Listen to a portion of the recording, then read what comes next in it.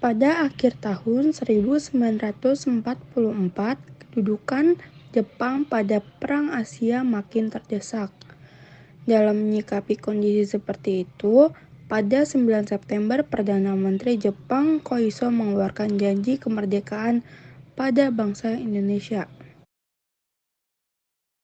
Saya Jenderal Koiso akan menjanjikan kemerdekaan kepada kalian. Setelah dikeluarkan janji tersebut, Letnan Jenderal Kamukichi Harada membentuk BPUPKI Dokuritsu Jombi Kosakai. Bank Indonesia, untuk memenuhi janji Jenderal Koiso, saya akan membentuk Dokurusi Jombi Kosakai.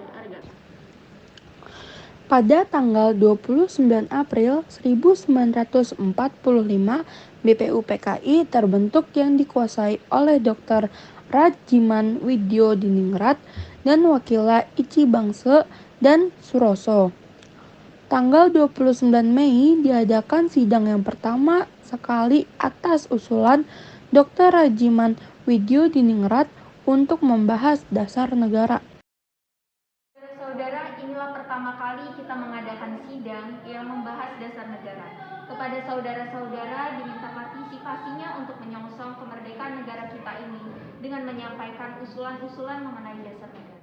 Hari pertama, tepatnya tanggal 29 Mei 1945, Muhammad Yamin mengeluarkan pendapatnya mengenai dasar negara.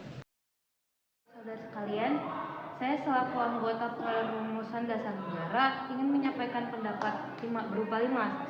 Yang pertama, ada pri kebangsaan, pri kemanusiaan, pri ketuhanan, pri kerakyatan, dan pri kesejahteraan masyarakat.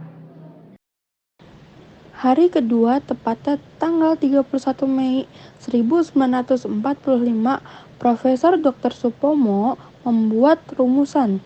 Akan menyampaikan pendapat mengenai dasar negara, yaitu yang pertama persatuan, yang kedua kekeluargaan, yang ketiga keseimbangan lahir dan batin, yang keempat musyawarah, dan yang terakhir keadilan rakyat. Atas usulan Anda, apakah ada pendapat lagi? Jika tidak ada, rapat ini dianggap selesai. Sidang BPUPKI dilanjutkan pada hari ketiga tepatnya tanggal 1 Juni 1945. Soekarno mengeluarkan rumusan. Saya akan mengusulkan rumusan dasar negara yang saya beri nama Pancasila yang berisi pertama, kebangsaan Indonesia, kedua, internasionalisme atau perkemanusiaan, ketiga, mufakat dan atau demokrasi, keempat, kesejahteraan sosial, dan kelima, ketuhanan yang Maha Esa.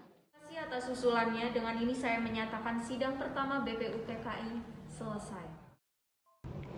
Pada sidang itu pula dibentuknya panitia kecil dengan Insinyur Soekarno sebagai ketua yang beranggotakan Dr. Andes Muhammad Hatta, Mr. Muhammad Yamin, Mr. Ahmad Subarjo, Mr. A.A. Maramis, Abdul Qadir Muzakir, Wasid Hashim, Haji Agus Salim, Abi Kusno, Trojo Sujono.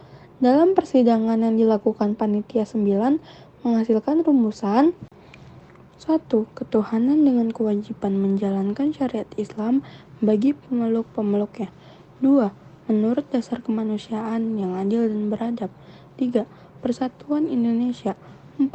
Dan kerakyatan yang dipimpin oleh hikmat kebijaksanaan dalam permusyawaratan perwakilan. 5.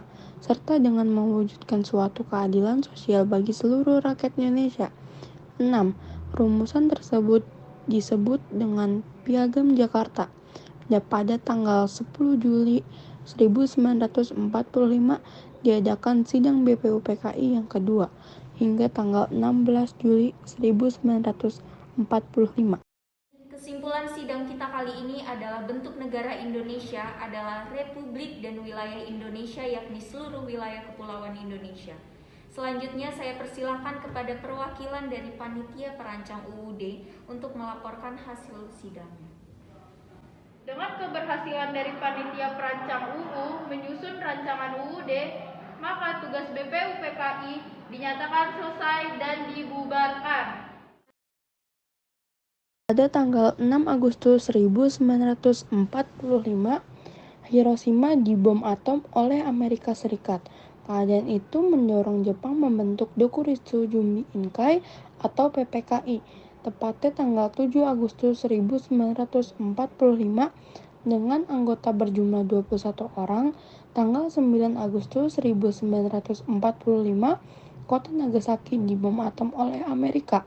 Oleh karena itu, Jenderal Besar Terauchi, Panglima Tentara Umum Selatan, memanggil Insinyur Soekarno, Dr. Andes Muhammad Hatta, dan Dr. Rajiman Widyodiningrat agar datang ke markas di Dalat, Vietnam untuk melakukan penemuan tanggal 12 Agustus 1945.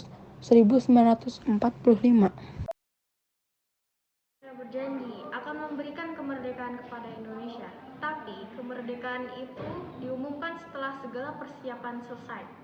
Jadi untuk melaksanakan kemerdekaan itu dibentuklah PPKI. Pelaksanaan kemerdekaan segera dilakukan setelah persiapan selesai dan berangsur-angsur dari Pulau Jawa, baru disusul pulau lainnya. Wilayah Indonesia akan meliputi seluruh bekas wilayah Hindia Belanda. Pada tanggal 18 Agustus 1945, PPKI mengadakan sidang dan menghasilkan kesepakatan tentang Presiden dan Wakil Presiden pertama Indonesia. Ini kami sepakat bahwa Insinyur Soekarno akan menjadi presiden pertama kita dan Muhammad Hatta akan menjadi wakil presiden untuk membantu tugas-tugas presiden. Itulah gambaran suasana sidang PPKI dan BPU PKI.